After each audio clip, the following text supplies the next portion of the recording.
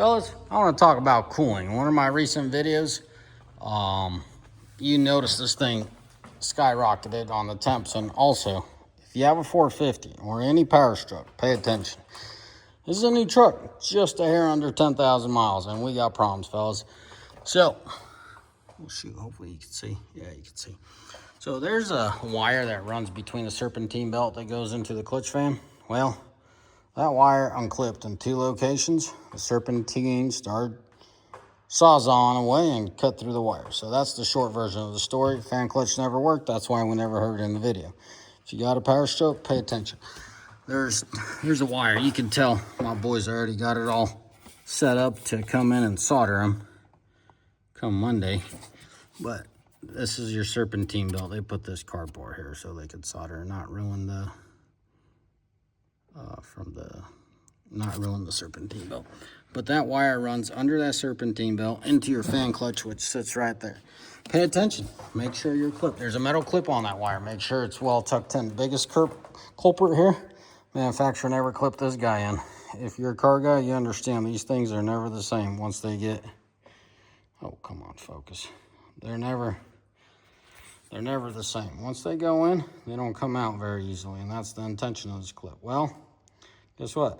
It was never installed. So there you have it. This clip was never installed by Ford like it was intended by the engineers. So the wire wiggled out, popped the metal clip that's on that wire, and the serpentine caught it, cut it away, and I never had a fan clutch when I climbed that hill. So that leads me to my next point. These trucks got really good cooling. If you got a 450, you'll notice there's a radiator underneath. That's an additional cooling fan, or radiator coolant. It's an additional, I can't talk today. It's getting late. It's an additional radiator for your engine coolant. Your 350 or 250s don't have it. What they have a dam in here that pushes more air up. But the 450's got an additional smaller little cooler, kind of like these 13s and 14s had. They had a second cooler. That's what this thing is, which is awesome.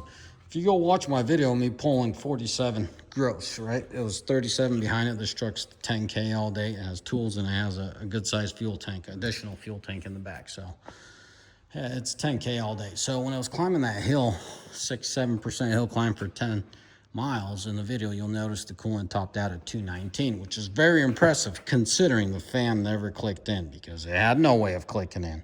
Guess what? There's no check engine light either. So you better jump on in there and take a look at it, brand new or not. It's a simple provision. It's simple to fix. What we're gonna do so this never happens, you're probably not gonna have this issue. If you had it, it would already happen by now if you got any miles on your truck. This one has just under 10,000 miles. This was never installed. So if you pop this in, it's not coming out. And if it is, it's not gonna come out easily. But we're still gonna run an additional zip tie on it and call it a day. We've had 6.7s before in the fleet, 300K, never had any issues with them. But anyways, but that's what you get. Nowadays, all these manufacturers, Ford's the king of them, using all these janky little plastics. I mean, Lord forbid that little thing lets loose and all of a sudden your coolant's pumping everywhere, right? Cool idea, very complex what they have going on in here. They got about 150K. We're just gonna take all these guts, throw them out, put new ones in it. It's just not worth it, man. If you get underneath and you see all this commotion, it's just not worth it. It's just no reason why. Anyways, I'm not going to get into all that gripe. They all do it. They're saving money.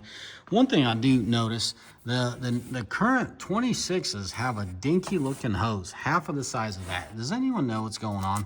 The crossover tube for the coolant, it is half of what we got going on now. I hope they're not cutting costs and giving us less cooling and ability to flow. But anyways, if you know, let me know in the comment section about that too. Why do they downsize twice the size on it?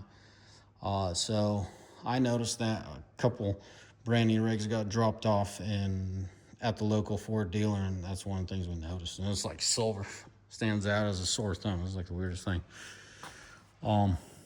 Yeah, we got some updates coming on this 450. This 450 and some more 450. So stay tuned if you're curious about them. We'll keep you all updated. As always, may the good Lord bless you. May almighty find day and fire away in the comment section. Let me know what you guys want to know about these 450s. I'll do whatever I can to keep you all updated. Ciao. Bye.